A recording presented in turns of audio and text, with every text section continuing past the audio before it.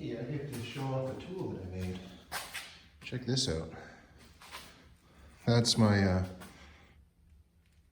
flywheel holding tool. I think it goes in one of these holes over here. And it lines up just so, right in between all the teeth there. Anyway, kind of proud of that one.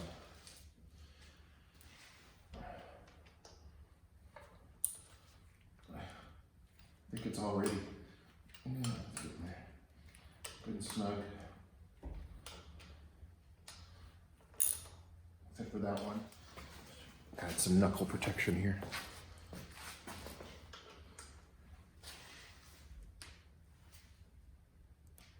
Tight.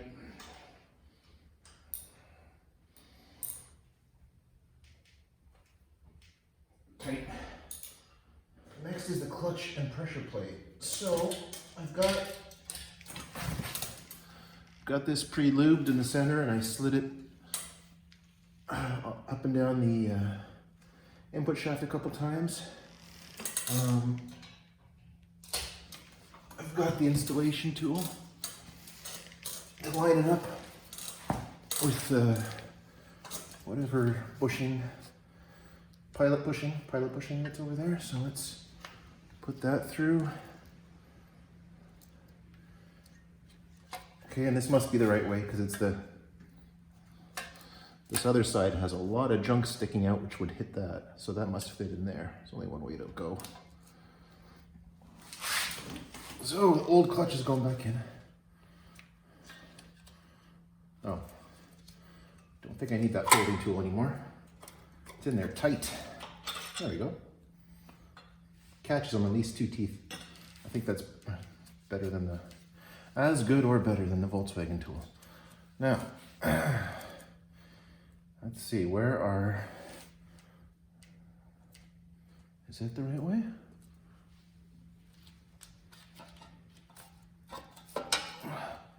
First try.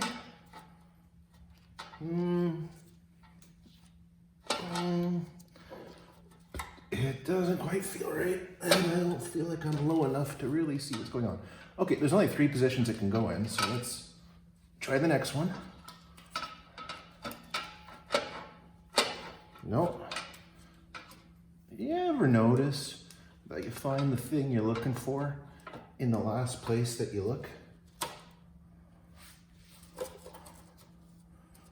There. So everything's still kind of loose there. Not really. It's actually kind of tight, which is good. I mean, it's in the pilot bushing. It's in the centering the clutch disc. All right. I like these bolts when they have a little what do you call it?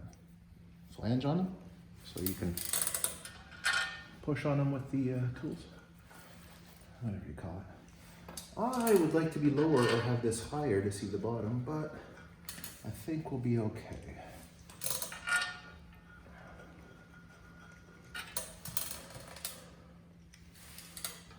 Excuse my creaky chair. Let it relax and quiet, it makes up for in comfort. It's got a nice pad on it. Some kind of, I don't know when I got this little padded stool thing with a little backrest, but I really like it. All right, we're starting to actually engage the springs. So we got to go around nice and even. And in doing that, it'll also grab. That means that when it's engaging everything, it's actually grabbing the clutch. So this could come out at any time, but let's wait till the end. Because that was loose, that was loose. Going by hand, like you can compress partially by hand, just with.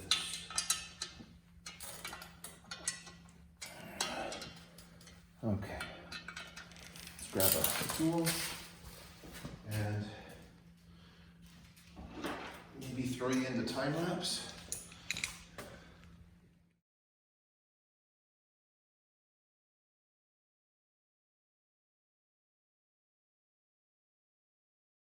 Well, I hope that's evenly tightened. Let's see. That came out easy. A little bit of lube on there. Does this transmission jack have casters in all four wheels? It does. That is good. That will make this a little bit easier. Not a lot though. Not a lot. Oh, why is it? Ooh, it's on my flashlight. Okay. Isn't neat? The manual talks about an installation bolt to hold back your clutch fork. It grabs the top. It just comes down in front of the top of the clutch fork just to prevent the clutch fork from flopping out on you. So I lubed the front of the throw-up bearing. I'm just going to reuse it. I've lubed the shaft and slid the clutch on it a couple times in both directions to try to get the best possible chance of this sliding on. So, what do you say we try it? We will leave the engine where it is and I can adjust the position of this. I can rotate, I control the vertical, I control the horizontal, I control a bunch of different axes. The rear flange back here is clearing the flywheel. This is looking like it's going to line up. So, yeah, rotate a little bit more. Okay, we got some angle issues. Oh, yeah. Hello.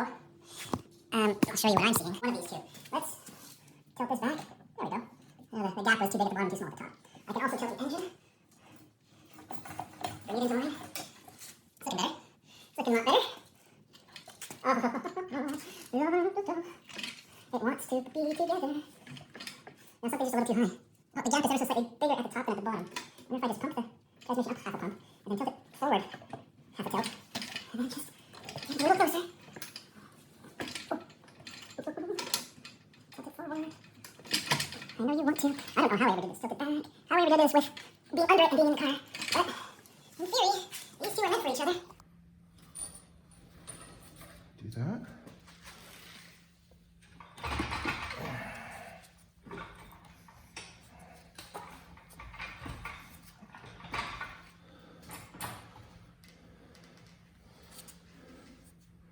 Come on now. Come on now. Oh, too far.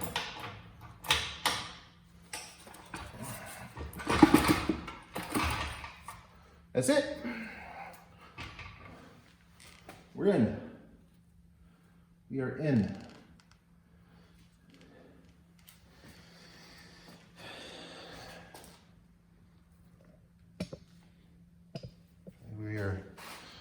We are in, all in there. Okay, put a few bolts in it.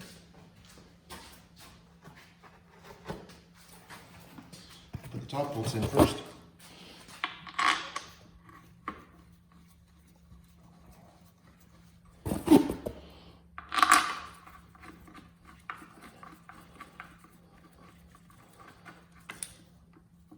I'm not doing something right when they go in that easy. That's good. It's almost to the bottom. Let's go around back.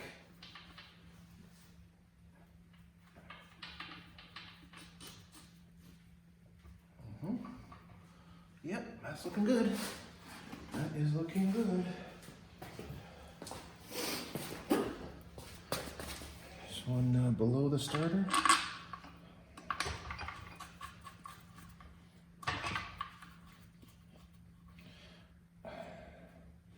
And a couple more on the bottom. And yes.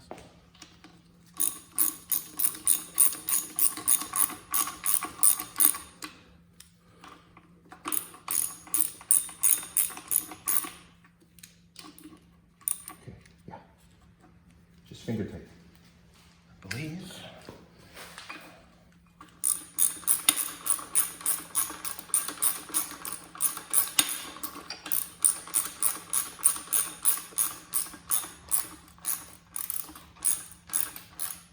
It's having trouble closing that gap, probably because I should let it hang off the engine.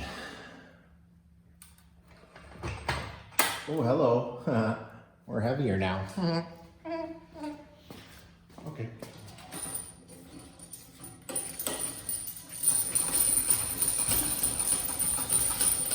crank that engine leveler over to bring that back up again. All right, and then, oh, see, that's actually perfect. Loosen that bolt right up. There's no tension on that. These guys are, oh, actually had a little bit more out of that one. Wonderful. Why don't we remember to pull that out? That's that bolt that holds the clutch fork back. That'll engage the clutch eventually.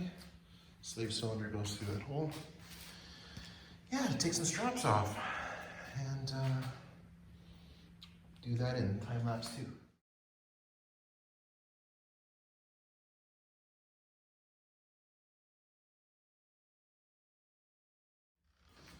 Alrighty.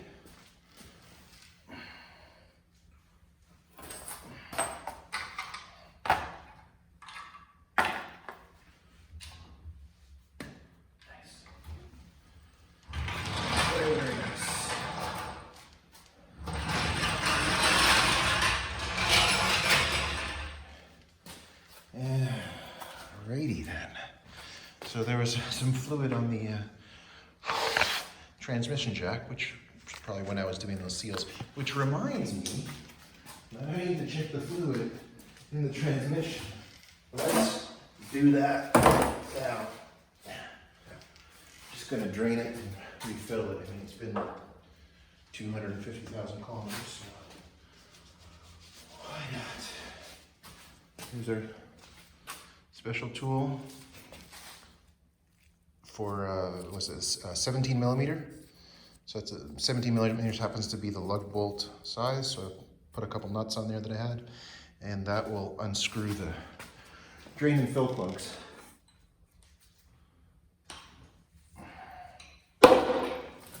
Easy there. Well, nothing should come out the fill plug. But the fill plug does come out. Let's have a look anyway. Yeah, is that a magnet? Not really sure. Whoa. Oh yeah, hey, there's still fluid in there. What do you know? Huh. Not quite up to the top, but there was, hard to say where the fluid starts. There's some in there, and it smells funny. Should we even drain it out at this point, or should we just add more? Well, let's see what's sitting at the bottom anyway. Where's that? Drain plug. Ah, it's way back here. Under the differential parts. Yeah, I've got enough to fill it, so let's just drain it and see what comes out.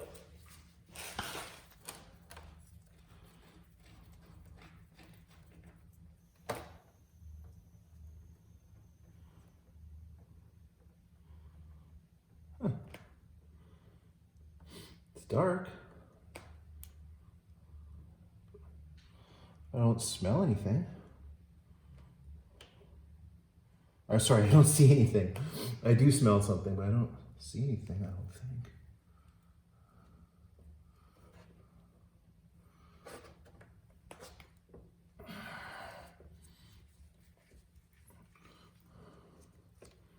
Nothing on there. Is that magnetic?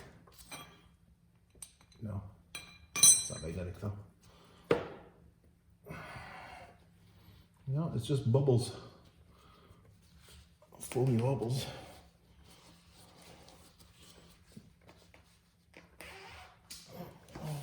Oh, I wonder if I should tip this a little bit.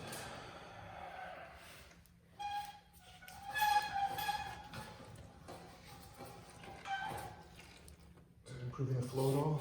Or just getting it onto the floor? Just getting it onto the floor a little.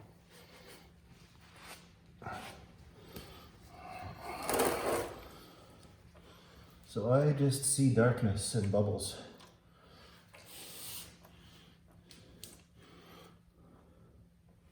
I don't see anything shiny. That's nice. Let's put this right back in again then.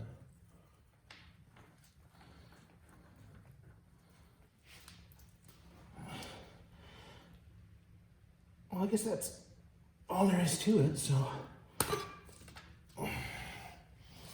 It doesn't sit quite flush, but I think that's the way it's supposed to sit. Sticking out just a little. Okay, refill.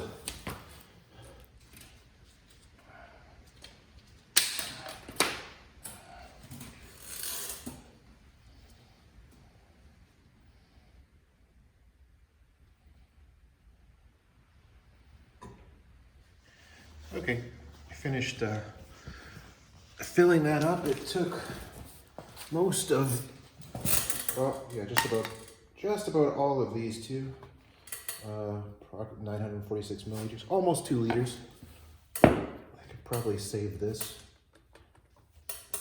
And finish tightening up the bolts. Then we can even put the starter in, I guess. And move that back into the engine bay.